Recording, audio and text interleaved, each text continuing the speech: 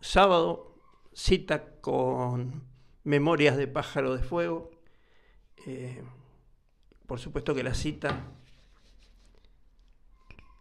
y el único que se siente obligado soy yo, y toda la persona que quiera verlo, abierto plenamente, lo publico en todas las redes que puedo. Y bueno, lo mío es compartir, y si les gusta y me siguen, me apoyan, pero no me apoyan desde lo económico, me apoyan desde lo moral, a no estar solo, a no sentirme solo, y a saber que lo hago para alguien. Sé que ya lo hago para alguien, y con que uno solo lo mire estoy más que satisfecho. Pero si somos más, se va a difundir y tal vez le llegamos a más gente que le guste. Solo una memoria, capaz que tengo que hacer 3 videos. Ejoj, nuestro héroe, va camino a Salsipuedes, hacia la traición de Salsipuedes, y en el camino vive situaciones, pero todas las situaciones lo van llevando hacia la memoria, y de esa memoria es que estamos con lo que era la cultura charrúa, eso que niegan que existió, pero que existió, a su manera, a su forma, a lo que hemos podido averiguar, a lo que hemos compartido con otros charrúas, más por memoria que por historia, porque nos niegan, y nos niegan nuestra presencia actual. Bueno, el capítulo de hoy es el 5, y se llama El Abuelo Fuego. Lo comparto, y bueno, capaz que tiene que ir en 3 videos, no sé. Me gustaría cortar ahora y arrancar con otros 2 videos directamente con el capítulo.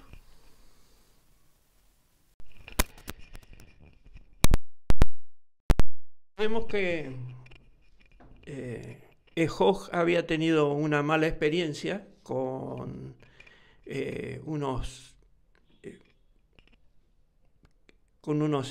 clérigos que habían venido a la aldea, pidieron para enseñarle a los niños y terminaron con castigos físicos hacia uno. Entonces este viaje es consecuencia para un aprendizaje que el niño tuvo con esos clérigos, y que el padre ahora le va a mostrar la cultura de sus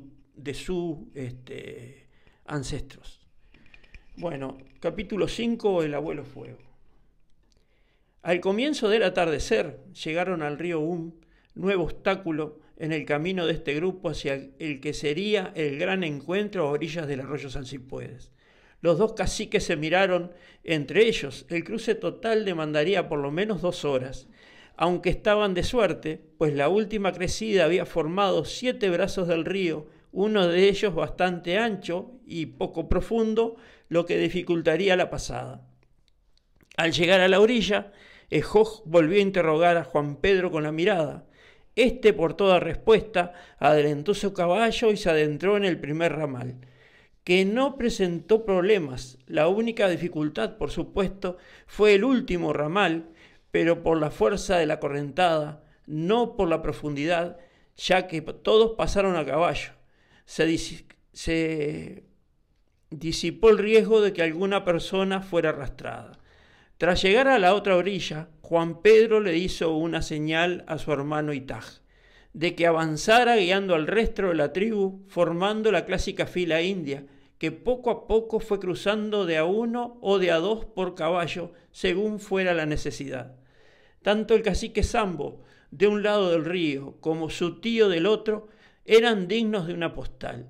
Con esa altivez clásica de los hombres responsables, se mantuvieron allí totalmente quietos, daban la sensación de estar en otra cosa, como a distancia de su pueblo, pero era todo lo contrario. Ejoj no se movería de allí hasta que no cruzara seguro hasta el último Inchalá, presto a entrar en acción al mínimo incidente de riesgo, y Juan Pedro, que también velaba por si pasaba algún percance, no se movería de allí hasta que cruzara el último, que en este caso sería su tío.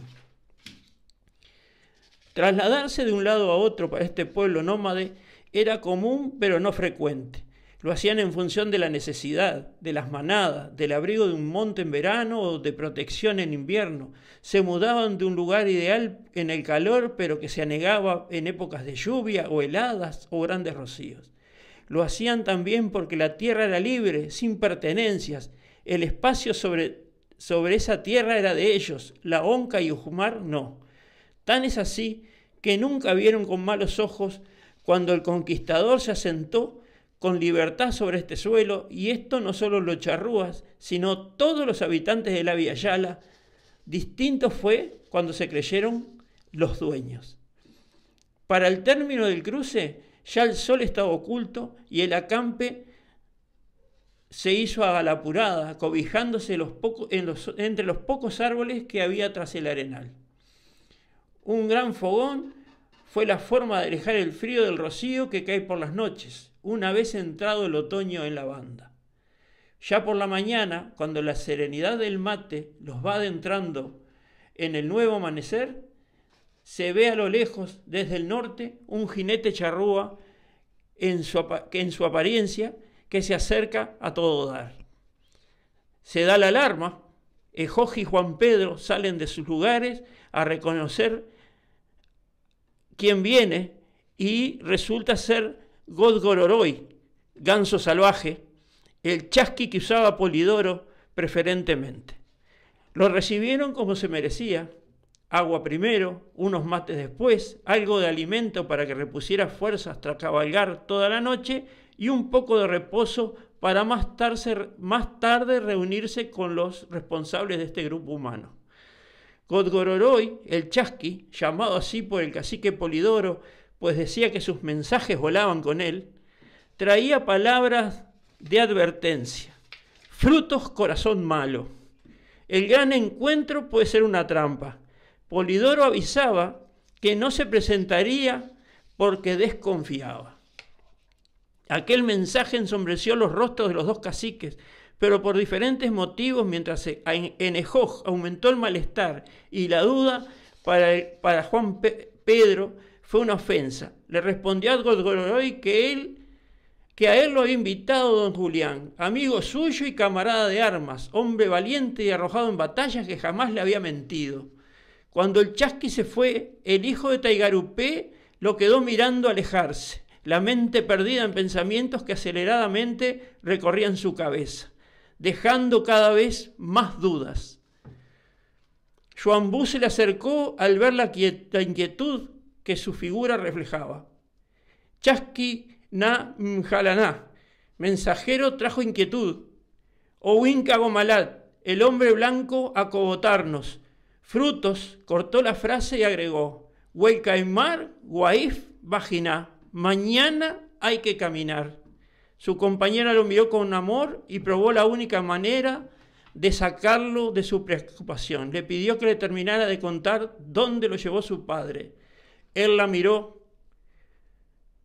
y recordó que aquella aventura de su niñez no la había terminado de contar, pero ahora no tenía ganas. Pidió que le consiguieran un poco de quicán y al otro día, al marchar, le contaría.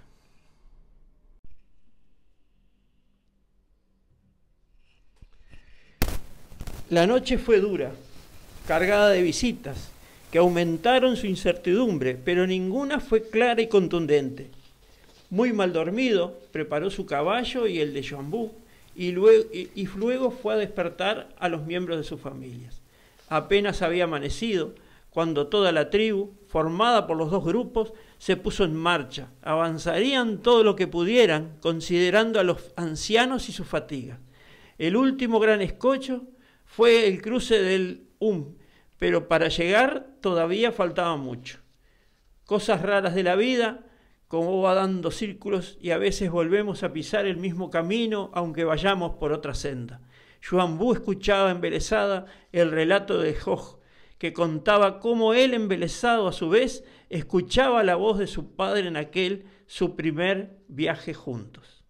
Taigarupé le transmitió sus conocimientos ancestrales. Hombre habitualmente callado, le habló de sus raíces, de Tabobá, de Yandinoca, del valiente Casastaá y de su abuelo Caá y su bisabuelo Martinú, que en realidad era Minuán, pero como se había robado a Bilugüe, una mujer charrúa, y como poco después se amistó con el padre de ella, con los dos grupos se juntaron. Le contó cómo fue la irrupción del Huinca en nuestro suelo, cómo se habían encontrado con Zapicán, el cacique de caciques, y el hijo de su hermana, Bayubá, y cómo todas las tribus de la zona concurrieron en su ayuda apenas los mandó llamar. Tras 2 días de cabalgata, llegaron a unos salientes rocosos, como tantos en las praderas de la banda. El hombre se apeó, le hizo una seña al niño para que lo siguiera y juntos avanzaron por una senda hasta llegar donde las rocas estaban pintadas. He aquí nuestras escrituras, legado de nuestros ancestros. Mientras el hombre blanco repite sus símbolos, mezclándolos de diferente manera para que se lean siempre igual, nuestro mensaje grabado en las piedras, en cambio, es siempre el mismo para que lo interprete según quien lo mire. Y aquel niño charrúa con su desnudez, con su pequeña pluma verde azulada en la cabeza, con aquellas marcas que le cruzaban la espalda, porque un hombre educado tratándolo de ignorante le dio duro, emocionado hasta las lágrimas, comprendió que sus ancestros también dejaron mensajes escritos, pero no para ser repetidos, sino para ser interpretados. Y entonces miró a su padre y tuvo ganas de danzar y saltar y gritar de júbilo. No era cierto lo que el cura decía mientras lo azotaba. Su pueblo también tenía cultura, no era ignorante y por sobre todo creía en algo religioso, en la libertad de interpretación. Ahora recordaba lo que su madre le decía hace tiempo. En las tolderías hay tantas creencias como Inchalá.